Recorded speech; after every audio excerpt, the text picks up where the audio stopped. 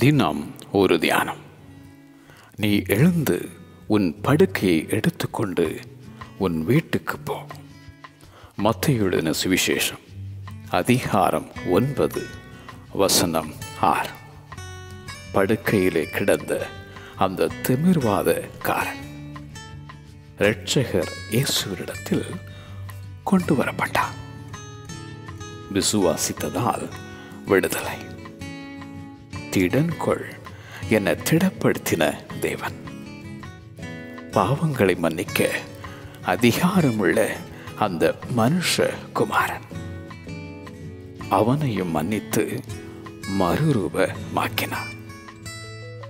படுக்கையில் கிடப்பவனை பலப்படுத்திடும் பரமதேவன்.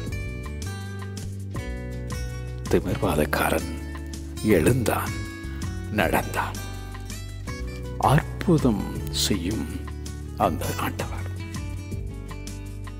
வாழ்க்கை பயணம் உனக்கு ஒரு படுக்கையோ, எழும்புவேனோ என்ற ஒரு ஏக்கமோ, உனக்கும் ஒரு அற்புதம், அடுத்தவர்களின் ஆச்சரியம், அது ஆண்டவருக்கு மகிமை.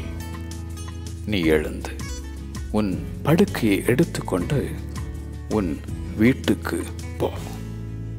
நீ எழுந்து உன் படுக்கையை எடுத்துக்கொண்டு உன் வீட்டுக்கு போ. ஆமென்.